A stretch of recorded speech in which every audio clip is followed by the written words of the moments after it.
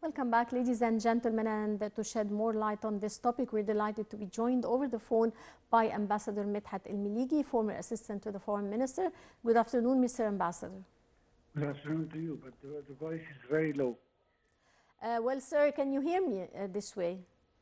Very difficulty, but go ahead.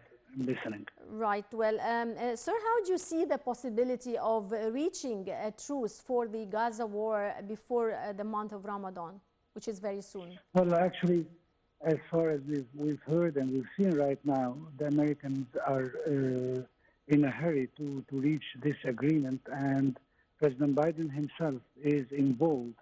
We've all known that during the last few days, he had several calls with President al-Sisi and with the Emir of Qatar in order to urge them to ask Hamas to accept the terms and the conditions that were dictated.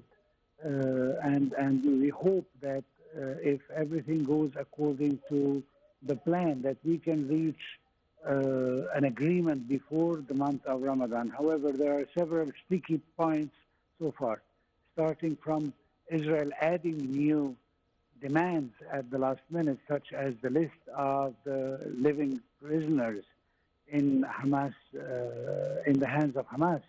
And the other thing are how many exact, what is the exact number of prisoners that are going to be released from the Israeli side in return for every Israeli prisoner at Hamas.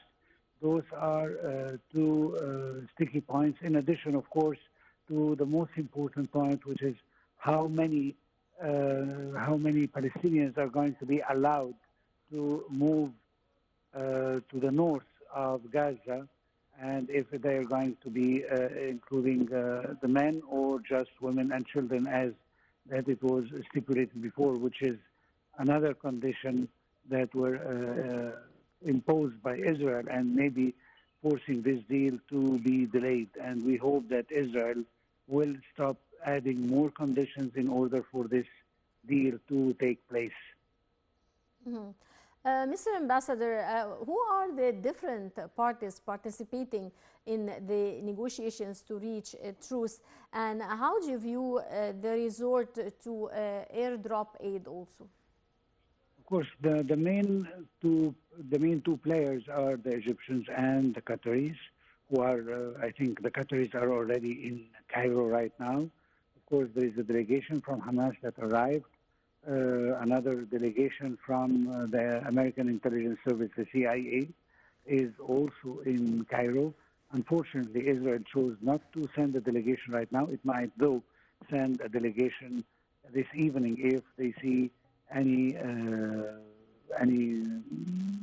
circumstances that will help them to think that the deal is coming quite close to its condition that it imposed on the rest of the delegations.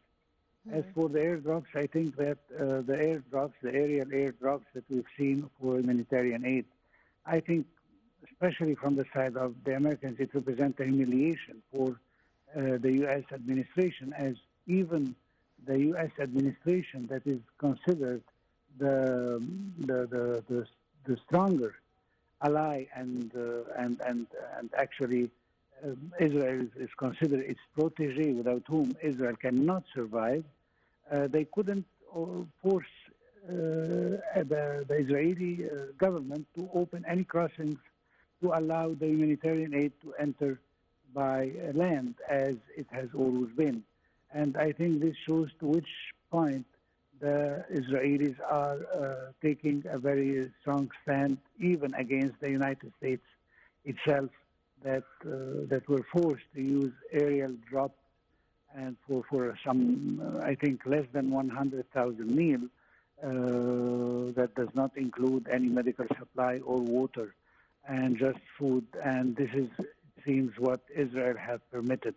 Of course, we understand the position of Egypt and Jordan and other countries that used the same way.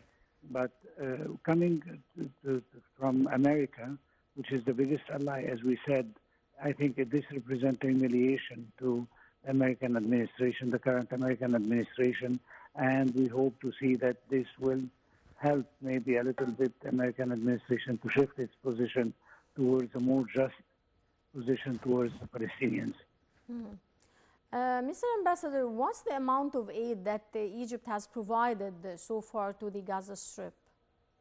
Well, actually, I don't have the number before me, but actually, this was the maximum number that Egypt were permitted. Don't forget that flying over the regions will definitely require an approval from the Israeli air defenses, or they would attack the Egyptian forces. So any airdropping from Egypt would be in coordination with Israel according to the rule of engagement, since Israel is the occupation force that is controlling land, air, sea of the Gaza area.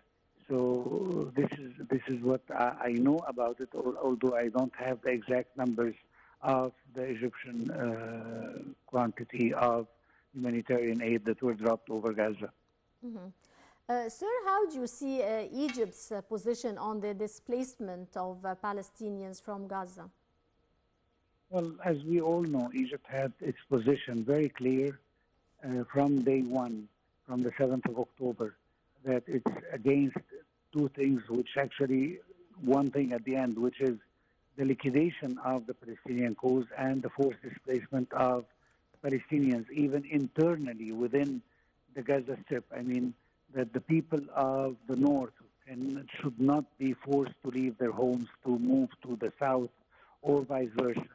And Israel has been doing everything to actually undermine these conditions made by Egypt, since it has moved most of the Palestinians. We are talking about 1.3 or even more million Palestinians who moved from northern and middle of Gaza towards the south, and they are all now approximately in the area of Rafah, which is on the border of Egypt, constituting pressure on the Egyptian government and the Egyptian regime, the Egyptian system president himself, that this is not acceptable by Egypt. This represents a red line that Egypt has made clear. And I think that this condition of the Egyptian government and the Egyptian president made it difficult for Israel until now to start its land invasion of Rafah. It's, for the time being, it's contenting of just doing strikes on the Palestinians in this area, leading to heavy casualties, as we have seen, for example, the last few days. Not to mention, of course, the act of terror committed by the Israeli government by attacking the starving Palestinians who were trying to reach some humanitarian aid that managed to enter to the northern part of the Gaza Strip, and yet they managed to strike it. Of course, since they have a full supremacy over the air in Gaza, and I think that this was another crime to be added to previous crimes of Israel against the Palestinian people since the 7th of October and even before that. Right. Well, I would like to thank you so much, Ambassador Medhat Meliegy, former assistant to the foreign minister. Many thanks for your insights, sir. And dear viewers, now we go to a short break.